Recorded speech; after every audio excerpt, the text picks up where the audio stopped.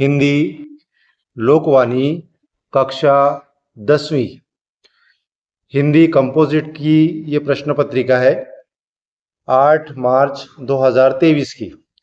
आज के इस वीडियो में हम प्रश्न पत्रिका और उसके उत्तर देखेंगे। तो आइए शुरू करते हैं। प्रश्न पहला अ, निम्नलिखित पठित गद्यांश पढ़कर दी गई सूचनाओं के अनुसार कृतियां कीजिए। आपको गद्यांश दिया हुआ है और इस गद्यांश में क्या करना है, इस गद्यांश को पढ़ना है और इसके नीचे जो कृतियां दी गई है उस कृतियों को हल करना है। तो आइए देखते हैं क्या कृतियां दी गई है। नंबर 1 है संजाल पूर्ण कीजिए। राजेंद्र बाबू की पत्नी की विशेषताएं। राजेंद्र बाबू के पत्नी की क्या विशेषताएं हैं? नंबर 1 में लिखिए साध्वी। नंबर 2 सरल। नंबर 3 में लिखिए क्षमामयी। नंबर 4 में लिखिए सबके प्रति ममतालु। सबके प्रति ममतालु। नंबर 2 निम्नलिखित शब्दों के लिंग पहचान कर लिखिए। निम्नलिखित शब्दों के लिंग पहचान कर लिखिए। नंबर 1 बालक। बालक क्या है? पुल्लिंग। नंबर 2 धरती। धरती क्या है? स्त्रीलिंग। उसके बाद है कृति पूर्ण कीजिए। कृति पूर्ण कीजिए। कृति पूर्ण कीजिए में एक शब्द दिया है सफल, उसका उपसर्ग युक्त शब्द लिखना है। उपसर्ग युक्त शब्द क्या होगा उसका? असफल। उसका है प्रत्यय युक्त शब्द। प्रत्यय युक्त शब्द होगा सफलता।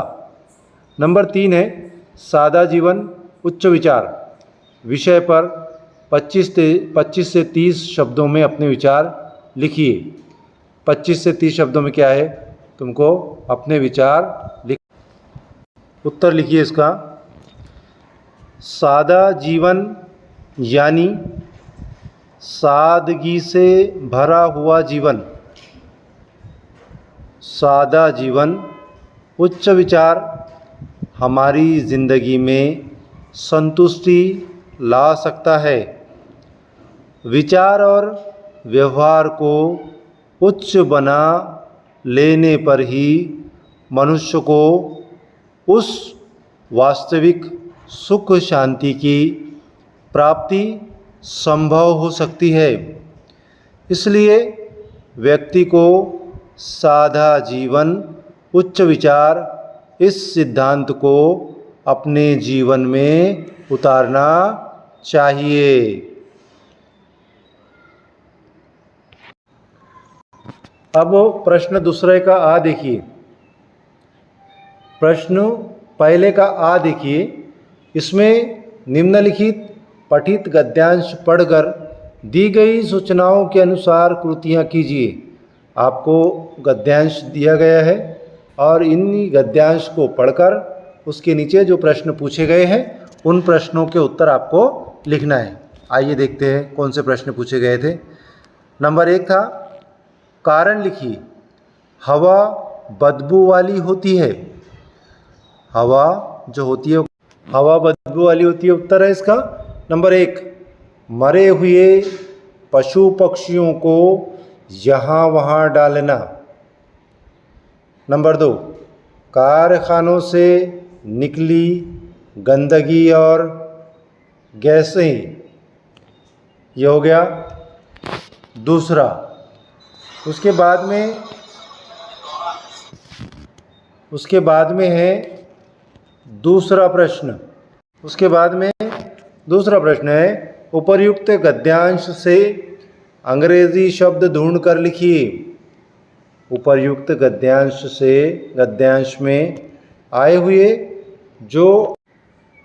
ये जो अंग्रेजी शब्द है नंबर 1 पे है गैसे और नंबर 2 है कंपोस्ट। ये 2 अंग्रेजी शब्द इसमें आए हुए हैं। उसके बाद दूसरे का दूसरा है गद्यांश से विलोम शब्द की जोड़ी ढूंढ कर लिखिए। गद्यांश के अंदर विलोम शब्दों की जोड़ियां आई हुई है उन विलोम शब्दों की जोड़ियों को आपको ढूंढकर लिखना है। विलोम शब्दों की जोड़ी लिखिए, खुशबू बदबू, खुशबू बदबू। तीसरा प्रश्न है, बढ़ते हुए प्रदूषण को रोकने के उपाय विषय पर 25 से 30 शब्दों में अपने विचार लिखिए। उत्तर लिखो। आज प्रदूषण के कारण विश्व में चारों ओर लोगों का जीना दूभर हो गया है। प्रदूषण को रोकने के लिए हमें प्राकृतिक स्रोतों का संरक्षण करना चाहिए। हमें पटाखे जलाना, कूड़ा कचरा यहाँ वहाँ नहीं फेंकना चाहिए। मानव जनसंख्या वृद्धि पर रोक लगानी चाहिए। सरकार को अवैध खनन पर रोक लगानी चाहिए। कारखानों की चिमनियों की ऊंचाई अधिक रखनी चाहिए। कारखानों से निकले हुए रासायनिक पदार्थों को तालाब, नदी या सागर में नहीं डालना चाहिए। पर्यावरण को संतुलित रखने के लिए सभी को पेड़ लगाने चाहिए। प्रश्न क्रमांक दूसरा अ है, निम्नलिखित पठित पद्यांश पढ़कर दी गई सूचनाओं के अनुसार कृतियां कीजिए। एक पद्यांश दिया हुआ है, इसको पढ़कर नीचे दिए गए प्रश्नों के उत्तर लिखना है। इसमें उचित जोड़ियां लगाइए। उचित जोड़ियां लगाना है। निर्मल, निर्मल का उत्तर लिखेंगे हम नीर। शीतल पवन, षड ऋतु दृश्य, हरियाली मखमल। उसके बाद में दूसरा प्रश्न है, प्रथम 4 पंक्तियों का सरल अर्थ 25 से 30 शब्दों में लिखिए। तो प्रथम 4 पंक्तियों का हमको सरल अर्थ लिखना है, वो भी 25 से 30 शब्दों में। तो इसका उत्तर लिखिए। प्रस्तुत पंक्तियां मैथिली शरण गुप्त द्वारा रचित कविता मातृभूमि से ली गई है। मातृभूमि पर उपलब्ध प्राकृतिक स्रोतों से तो जल मिल रहा है, वह अमृत के समान उत्तम है। इस मातृभूमि पर बहने वाली शीतल मंद व सुगंधित पवन मनुष्य के सारे कष्टों को दूर भगाती है। वसंत, ग्रीष्म, वर्षा, शरद, हेमंत व शिशिर, इन 6 ऋतुओं के एक के बाद एक अद्भुत दृश्य देखने को मिलते हैं। मातृभूमि का धरातल हरियाली से भरा हुआ है, जो किसी रोएदार मखमल के कपड़े से कम नहीं है। ये हो गया प्रथम 4 पंक्तियों का अर्थ। अब आइए इसके बाद दूसरा वाला देखते हैं। इसके बाद जो आ वाला जो प्रश्न है, वो आ वाला प्रश्न देखते हैं। लिखित पठित पद्यांश पढ़कर दी गई सूचना के अनुसार कृतियां कीजिए। इसमें भी पद्यांश दिया हुआ है और इसके नीचे कृतियां हैं, इसको पढ़कर हमको कृतियां करना है। आ वाला जो प्रश्न है, वो आ वाला प्रश्न देखते हैं। आ वाला प्रश्न है, निम्नलिखित पठित पद्यांश पढ़कर दी गई सूचना के अनुसार कृतियां कीजिए। इसमें भी पद्यांश दिया हुआ है और इसके नीचे कृतियां हैं, इसको पढ़कर हमको कृतियां करना है। कवि प्रभु को आंखों में बंद करना चाहते हैं। इसका उत्तर लिखना है हमको। इसका उत्तर लिखिए। पहले में है, ना मैं किसी अन्य को देखूं। दूसरे में है, नहीं तुमको देखने दूंगी। ना मैं किसी अन्य को देखूं, नहीं तुमको देखने दूंगी। अंतिम 2 पंक्तियों का सरल अर्थ 25 से 30 शब्दों में लिखिए। अंतिम 2 पंक्तियों का सरल अर्थ लिखना है, वो भी 25 से 30 पंक्तियों में। चलो लिखो, 25 से 30 पंक्तियों में सरल अर्थ लिखो। कबीरदास जी ने इस दोहे में ईश्वर को लाल कहा है और उसकी महिमा को लाली कहकर संबोधित किया है। वे कहते हैं, मुझे मेरे ईश्वर की अद्भुत महिमा हर जगह दिखाई देती है। जब मैं उस अद्भुत महिमा को देखने गया तब मैं भी उसमें विलीन हो गया। अब इसके बाद है विभाग 3 भाषा अध्ययन व्याकरण 8 अंक। उसमें भाषा अभ्यास के प्रश्न दिए जाते हैं। नंबर 3 सूचनाओं के अनुसार कृतियां कीजिए। मानक वर्तनी के अनुसार सही शब्द छांटकर लिखिए। मानक जो वर्तनी है उसके हिसाब से सही शब्द को छांटकर लिखना है। उसके बाद नंबर दूसरा है, नंबर पहला है इकट्ठा, ये सही है इकट्ठा। उसके बाद बुद्धि, ये वाला बुद्धि सही है। उसके बाद है निम्नलिखित में से किसी एक अव्यय का अर्थपूर्ण वाक्य में प्रयोग कीजिए। आपको अव्यय दिए गए हैं और इन अव्ययों में से किसी एक अव्यय का अर्थपूर्ण वाक्य में प्रयोग करना है। नंबर 1 वहां, वहां का उत्तर लिखो। वहां एक मजेदार दृश्य देखने को मिला। वहां एक मजेदार दृश्य देखने को मिला। उसके बाद में है दूसरा है ओह कितनी प्यारी जगह है। उसके बाद है दूसरा ओह कितनी प्यारी जगह है। उसके बाद है कृति पूर्ण कीजिए। संधि शब्द, संधि विच्छेद, संधि भेद। पहला वाला है दुर्लभ, दो दिए हुए हैं। दुर्लभ का संधि विच्छेद ऐसा होगा, दुर अधिक लब। संधि भेद होगा विसर्ग संधि, विसर्ग संधि। अब इसमें से जो अथवा वाला दिया हुआ है वह है सदैव, शब्द है सदैव, संधि होगा विच्छेद, संधि होगा सदा अधिक एव, सदैव। और संधि के भेद में होगा स्वर संधि, संधि के भेद में क्या होगा स्वर संधि। इसके बाद है अगला प्रश्न, चौथा है अधोरेखित वाक्यांश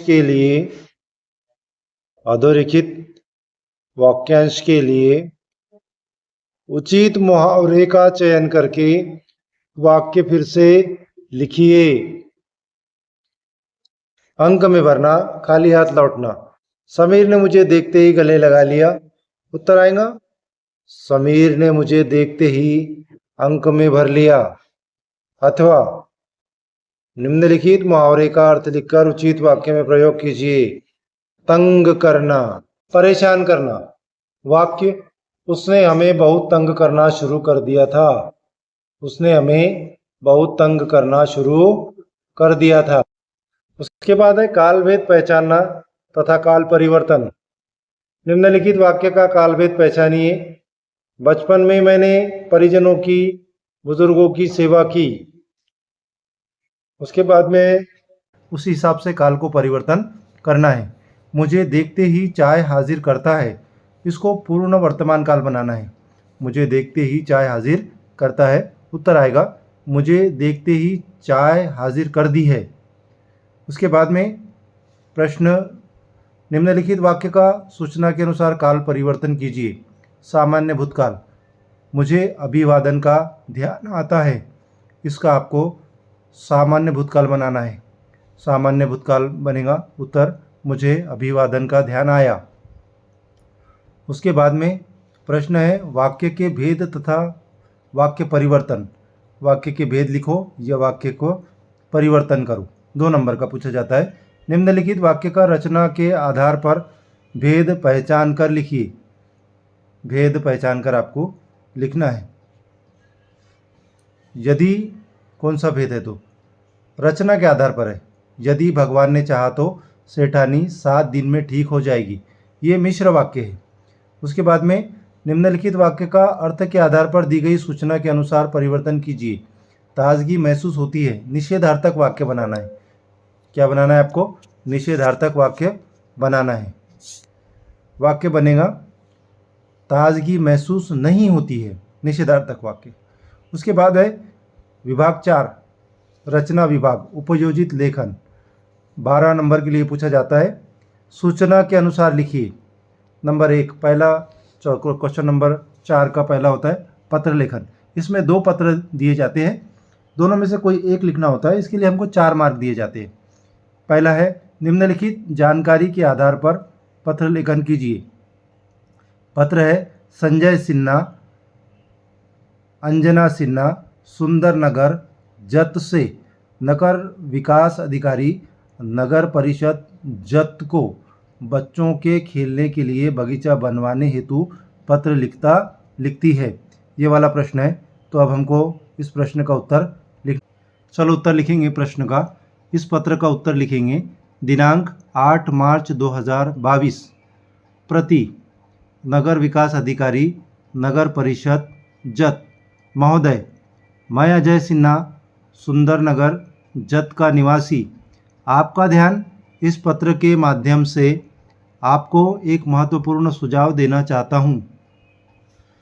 जत एक सुंदर और सकुशल नगर है।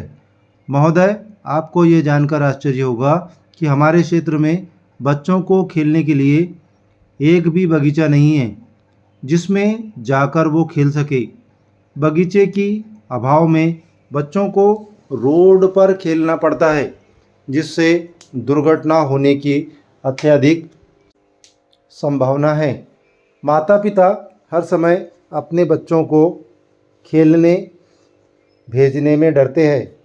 मैं आपसे विनम्र अनुरोध करता हूं कि नगर परिषद के द्वारा नगर में एक बगीचा बनवाने का प्रयास किया जाए, जो हमारे बच्चों के लिए आकर्षक और सुरक्षित खेलने का स्थान बना सके। यह बगीचा बच्चों को खेलने, मित्रता को बढ़ाने और उनकी शारीरिक विकास को प्रोत्साहित करने का एक महत्वपूर्ण साधन होगा। मैं आपकी अधिकृत संपर्क का इंतज़ार करता हूं और आशा करता हूं कि आप मेरे सुझाव के बारे में सोचेंगे। धन्यवाद। भवदीय अजय सिन्हा। अब भवदीय के बाद में अजय सिन्हा के बाद में क्या करना है हमको? उसके बाद में देखिए अथवा में चेतन सोनवने आज़ाद नगर चिखली से अपनी सहेली मित्र फरहान शेख तिलक नगर रायपुर को बहन की शादी में आमंत्रित करने के लिए पत्र लिखती है।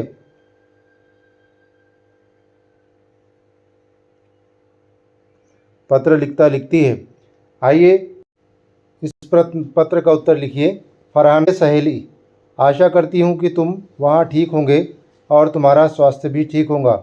हम भी यहाँ ठीक है। पिछली बार जब हम सभी दोस्त मिले तो बहुत मज़ा आया था। अब वो समय फिर आया है जब हम सभी फिर मिलेंगे, और वो भी बहुत जल्द, क्योंकि 31 मार्च को मेरी बड़ी बहन ज्योति की शादी निश्चित हुई है। मैंने पत्र के साथ आमंत्रित पत्रिका भेजी है। मैं चाहती हूँ कि आप विवाह से कुछ दिन पहले ही यहाँ आ जावे, क्योंकि मुझे यहाँ कई प्रकार के इंतज़ाम करने हैं। यह मेरे अकेले के लिए आसान नहीं है। यदि तुम जल्दी आ जाओ तो मेरा बोझ कुछ कम हो जाएगा। इसके अतिरिक्त तुम मेरे सबसे विश्वास पात्र सहेली हो। आशा है कि तुम इस अवसर का पूर्ण रूप से आनंद उठाओगे। मैं तुम्हारे यहाँ आने की प्रतीक्षा करूँगी। यदि तुम मुझे अपना आने का समय बता सको तो मैं तुम्हें लेने स्टेशन पर आ जाऊँगी। अपने माता पिता को प्रणाम कहना। प्रिय सहेली चेतना सोनवने।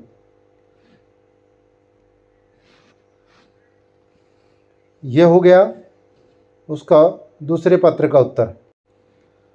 उसके बाद है निम्नलिखित जानकारी के आधार पर 50 से 60 शब्दों में विज्ञापन तैयार कीजिए। एक विज्ञापन दिया है। खेल की प्रतियोगिता, विशेषताएं, दिनांक, खेल के नाम, स्थल, समय, संपर्क। अब इसको आपको इसका विज्ञापन बनाना है। तो चलो आओ बनाते हैं विज्ञापन। सबसे पहले ऊपर हेडिंग देंगे कबड्डी खेल की प्रतियोगिता। उसके बाद में लिखेंगे शानदार खेल प्रतियोगिता में हिस्सा ले और अपने खेल कौशल का परचम लहराए। स्पोर्ट्स फन और उत्साह से भरी इस घटना का आनंद उठाए। स्थल सुभाष चंद्र बोस ग्राउंड ठाणे पूर्व। समय सुबह 9 बजे। दिनांक 12 अप्रैल 2022। आइए अभी अपन 2024 में लिख रहे हैं तो 2024 आएगा। आइए अपने क्षमता को परखें और अद्वितीय सफलता की ओर बढ़े। अधिक जानकारी के लिए संपर्क करें। ये हो गया हमारा विज्ञापन। अब इसके बाद में अथवा दिया हुआ है गद्य आकलन के प्रश्न। गद्य आकलन दिया हुआ है, इसके ऊपर आपको 4 प्रश्न बनाना है। प्रश्न है निम्नलिखित गद्यांश पढ़कर ऐसे 4 प्रश्न तैयार कीजिए जिनके उत्तर गद्यांश में एक एक वाक्य में हो। ये गद्यांश दिया हुआ है, इसके ऊपर आपको 4 प्रश्न बनाने के हैं। तो आइए बनाते हैं इसके ऊपर के 4 प्रश्न। 4 प्रश्न हमको बनाने के हैं।